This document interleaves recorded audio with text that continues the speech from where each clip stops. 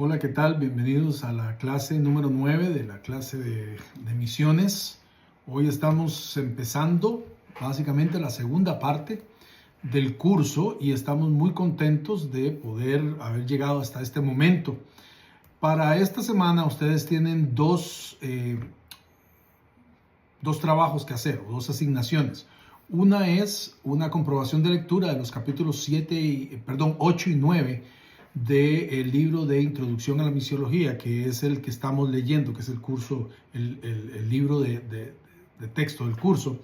Y la otra asignación es un foro que deben cumplir antes del siguiente martes. Estos cursos son los días miércoles, así que ustedes van a tener que hacer completar ambos recursos, ambas asignaciones el martes anterior a la clase. Muy bien, para la clase de hoy tenemos dos temas que queremos desarrollar. Uno es el de misiones urbanas y el otro es de ética en las misiones. Así que vamos a empezar de una sola vez. ¿A qué nos referimos con misiones urbanas? ¿De qué estamos hablando? Básicamente, hablamos de esa rama de las misiones que se encarga de crear estrategias para alcanzar a las personas que viven en las grandes urbes. Quiero que hacer bastante diferencia en esto, porque no es cualquier ciudad la que vamos a considerar como una ciudad para efectos de esta clase. En realidad, las ciudades que podríamos entrar a considerar son aquellas que son de 1 millón de personas en adelante. Y ahora hay muchas ciudades de este tamaño alrededor del mundo. Y podemos ir viendo cómo este asunto de la urbanización ha ido creciendo con el paso del tiempo. Básicamente, en los últimos 70 años hemos visto un crecimiento exponencial de las ciudades, que ha traído como consecuencia la acumulación de personas viviendo en una situación geográfica concentrada. Es decir, tenemos en muy poco espacio mucha cantidad de personas viviendo. Entonces, eso también genera un reto para el ministerio cristiano, para la iglesia y en especial para las misiones transculturales.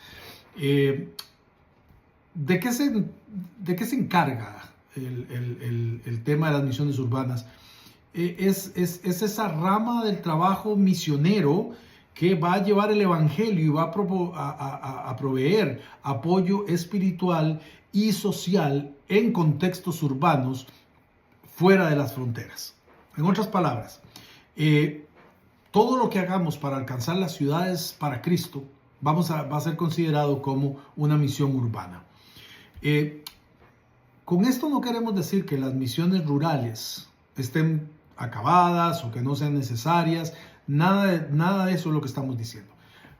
Simplemente la misión urbana ha cambiado, especialmente en los últimos 50, 70 años, y es importante conocer cuáles son las mejores estrategias y cuáles son las ventajas y demás cosas que podemos encontrar cuando estamos enfocados en alcanzar a las personas que viven en las grandes ciudades para Cristo. Vamos a ver unas cuantas ventajas que tiene el ministerio o la misión urbana. La primera de ellas es que en las grandes ciudades nos vamos a encontrar una enorme diversidad étnica, cultural y religiosa. En otras palabras, en un espacio relativamente reducido, geográficamente hablando, el misionero va a tener a su disposición, por decirlo de alguna manera, grupos que de otra forma le tardarían muchos días o incluso tendría que viajar a otro país para poder alcanzar. Porque en una misma ciudad, especialmente en algunas grandes ciudades en el África o el Asia, incluso en Europa, vamos a poder encontrar verdaderos enclaves de grupos étnicos claramente identificados. Por ejemplo, podemos encontrar un barrio que es eminentemente musulmán, podemos encontrar otro que es eminentemente hinduista o budista. Eso es más común verlo en las grandes ciudades que, por ejemplo, poder alcanzarlo en las zonas rurales o en ciudades más pequeñas de áreas rurales, porque a las ciudades grandes han venido numerosos grupos y numerosas personas, incluso de varias partes del mundo, en busca de lo que la gran ciudad ofrece, que generalmente es trabajo, incluso, no sé, hasta educación, etcétera, etcétera. Entonces, esa es la primera gran ventaja que las ciudades presentan. La segunda es las posibilidades de poder establecer programas que ayuden a disminuir las necesidades físicas. En otras palabras, necesidades físicas y materiales. Las ciudades, al atraer esta cantidad de gente de todas partes, crea también focos de pobreza. No están preparadas las ciudades para ofrecer los servicios necesarios a todas las personas que llegan. Por tanto, hay muchos de estos inmigrantes hacia las ciudades que se quedan sin servicios de transporte, de medicina, incluso a veces hasta de educación y de vivienda. Entonces, esta situación provee también un campo de posibilidades para el misionero a fin de que pueda establecer programas que ayuden a aliviar estas necesidades. La tercera ventaja es que hay un acceso a tecnología avanzada en las ciudades. Normalmente cada gran ciudad tiene muchísimo más acceso a la tecnología que la que tiene, por ejemplo, una villa o una ciudad pequeña en el campo, en la zona rural del país. Eso incluye, por ejemplo, el internet, incluye las redes sociales, el streaming, etc. Y finalmente, la cuarta ventaja de la que vamos a hablar es la posibilidad de establecer alianzas con organizaciones u otras iglesias que ya están operando en la ciudad y específicamente en la región o en la comunidad en la cual el misionero va a establecerse. Así que esas son 4 grandes ventajas que ofrece para el misionero la misión urbana, el ambiente urbano. Ahora, hablemos un poco de por qué se da este fenómeno. Básicamente, en los últimos 70 años, especialmente después de la terminación de la Segunda Guerra Mundial, se ha generado un movimiento de las personas desde las áreas rurales hacia las grandes ciudades. Quizá por el hecho de que también la economía de los países cambió y pasó principalmente de ser una economía de autosustento, y especialmente agrícola, a una economía industrial.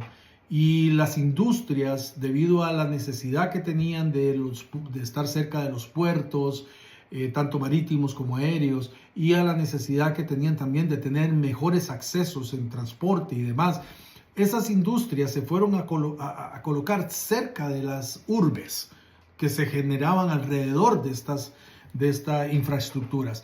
Y lo que sucedió fue que al establecerse ahí, se convirtieron en centros de atracción de trabajo. Y mucha gente abandonó el campo para venir a la ciudad precisamente para buscar trabajar en esa industria.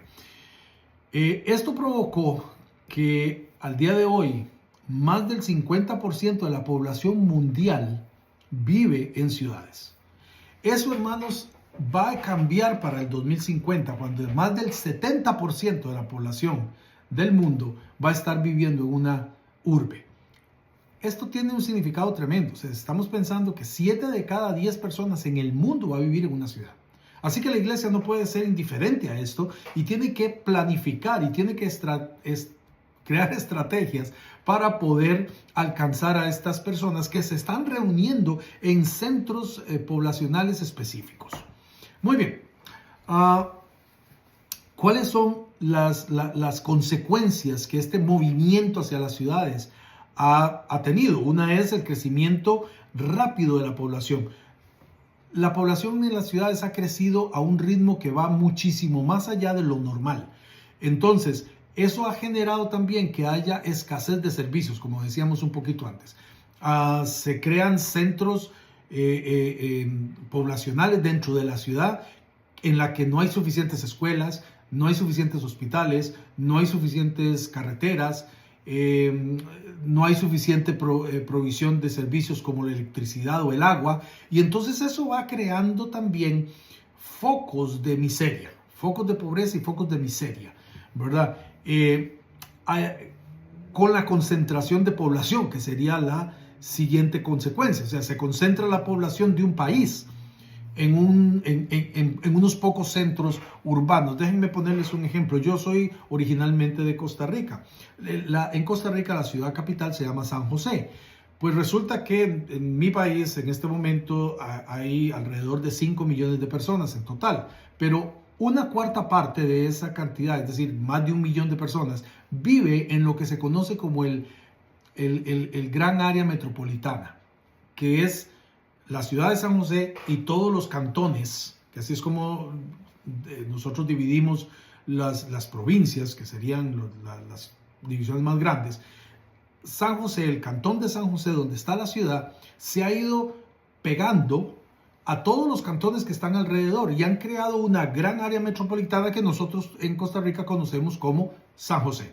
Y ahí vive una cuarta parte de toda la población del país. Entonces imagínense, ese mismo fenómeno se está repitiendo en prácticamente todos los países del mundo, inclusive en países desarrollados, como por ejemplo los Estados Unidos, donde un estudio de la Junta de Misiones Norteamericana, de la Convención Bautista del Sur, determinó que la gran mayoría de la población de los Estados Unidos vive en 32 ciudades alrededor del país. Eso hace que el resto de la población se reparta en un territorio sumamente grande, pero la inmensa población está en esas grandes ciudades como Los Ángeles, como Nueva York, como Chicago, como Miami, Atlanta. Es ahí donde podemos encontrar la gran mayoría de los habitantes de los Estados Unidos. Y esto pasa en todas partes, precisamente por el fenómeno que les hablaba al principio. Pero también esa acumulación de personas ha hecho que las ciudades se conviertan en centros de influencia cultural, económica y política. Lo que pasa en las ciudades, y casi siempre las capitales, especialmente en África, América Latina, Asia, las capitales son a veces las ciudades más pobladas del país. Ahí es donde se toman las decisiones que forman la cultura de ese país. Así que las ciudades no solamente son una acumulación de personas, sino que también son un motor del desarrollo cultural de los países. Muy bien. ¿Cuáles son los desafíos para el ministerio desde el punto de vista misionero? En primer lugar, vamos a encontrar barreras lingüísticas y culturales diversas dentro de la misma ciudad. O sea, el misionero va a encontrarse con que para alcanzar a un grupo va a tener un lenguaje, pero en el barrio siguiente puede ser que necesite otro lenguaje. Entonces eso va a crear barreras, ¿verdad? Y barreras culturales también, que le va a tocar aprender a conocer. La segunda sería una resistencia a lo desconocido en culturas que son especialmente fuertes en su identidad y su religión, como por ejemplo la cultura musulmana, que es bastante fuerte. La cultura india también es bastante fuerte en ese sentido. Entonces, esa resistencia a lo desconocido, esa resistencia a lo que no viene de su propio contexto cultural, también es una barrera y es un desafío para el misionero.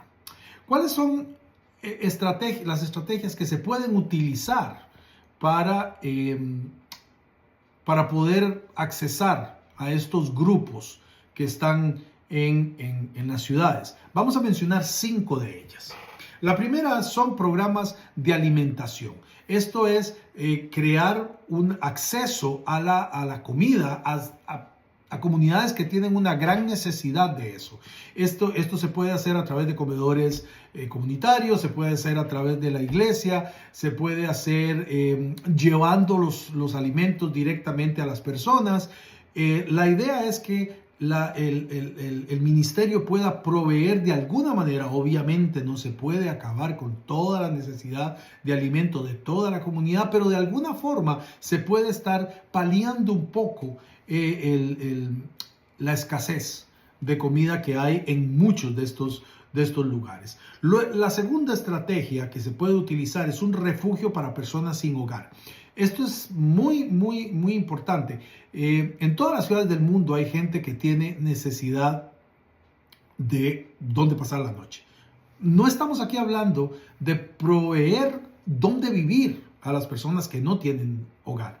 Estamos hablando de proveer un refugio para ellas, para que puedan pasar la noche y al mismo tiempo, en ese mismo lugar, puedan recibir otro tipo de servicios, como por ejemplo también una alimentación, un baño y algo que va un poquito más allá, como por ejemplo la preparación de estas personas para que puedan encontrar trabajo, para que puedan salir de su situación de calle. Y eso puede cambiar no solamente la vida de esta persona, sino también la vida de toda su familia y de todas las personas con las que esta persona se ha transformado su vida a partir del ministerio del misionero, influencia. Es decir, una persona que sale de su situación de calle es una persona que va a ser un tremendo ejemplo, una tremenda influencia en aquellos que lo conocen y que lo van a recibir. Incluso puede convertirse en una persona de paz para poder compartir el evangelio. Una tercera estrategia es la de las clínicas de salud gratuitas o a bajo costo. Estas clínicas de salud son básicas, no se puede ofrecer grandes atenciones médicas, ¿verdad? Diferentes aspectos ya como, no sé, cirugías o cosas de ese tipo, pero sí se puede ofrecer consulta externa, se puede ofrecer odontología cuando se pueda, se puede ofrecer vacunación, etcétera, etcétera. Algunos incluso ofrecen exámenes de sangre, por ejemplo, lo que se llama un chequeo, la presión, el azúcar, etcétera, etcétera. Probablemente no se pueda proveer medicinas, pero sí se puede dar ese primer paso, que puede ser muy importante para ellos y sobre todo significar un ahorro significativo para sus economías. Y la cuarta estrategia es la plantación de iglesias. Y aquí esto es importante porque obviamente el misionero va a ir al campo misionero y su estrategia o su finalidad no solamente es compartir el evangelio con las personas que no lo conozcan, es también que en esa comunidad, en esa zona, acabe existiendo una iglesia. Una iglesia principalmente que esté formada por gente local, con líderes locales, que el misionero va a ir desarrollando como también una estrategia de sobrevivencia de la iglesia y de éxito, ¿verdad? Para el futuro. Es crucial todo esto, ¿verdad? Además, las iglesias cumplen dos funciones. Una es proveer un espacio para los creyentes para que lleguen a adorar al Señor y para que se predique la palabra de Dios. Y otra también es la de convertirse en un centro neurálgico para ministrar a la comunidad, para evangelizar a la comunidad y para poder ser de bendición. Entonces, la plantación de iglesias obviamente es la cuarta estrategia. Y la quinta es el uso de la tecnología. Estando en la ciudad, es muy probable que las personas tengan acceso a la tecnología sin importar su situación económica. Y cuando hablamos de tecnología, no estamos hablando de necesariamente ordenadores o computadoras. Estamos hablando de mínimo un teléfono celular, un teléfono inteligente. Casi todas las personas del mundo tienen acceso a un teléfono inteligente de una u otra marca. Entonces, el tener un teléfono inteligente permite también el uso de aplicaciones, permite el uso de redes sociales, permite llegar a través de mensajes de texto, etcétera, etcétera, a una comunidad con la que se puede estar constantemente en contacto, ¿verdad? Así que esas son las 5 estrategias que puede utilizarse en el ministerio urbano. Vamos a recapitular entonces las ventajas del ministerio urbano: diversidad étnica, cultural y religiosa en un mismo lugar, posibilidades de establecer programas para atención de las necesidades básicas y acceso a la tecnología avanzada, y la posibilidad de establecer alianzas con organizaciones o iglesias que estén ya sirviendo ahí. Y los desafíos que puede encontrar el misionero son las barreras lingüísticas y culturales dentro de la ciudad, en diferentes sectores, la resistencia a lo desconocido que algunas de estas culturas tienen, pero también puede utilizar estrategias para vencer estas barreras. Una de ellas son los programas de alimentación que ya hablamos, los refugios para personas sin hogar, las clínicas de salud gratuitas o a bajo costo, la plantación de iglesias locales en cada una respondiendo a la necesidad de ese barrio en particular, y finalmente el uso de la tecnología de una manera inteligente. Muy bien, esto sería el primer tema de la noche. Ahora, el segundo tema: ética en las misiones. Cuando hablamos de ética, hermanos, estamos hablando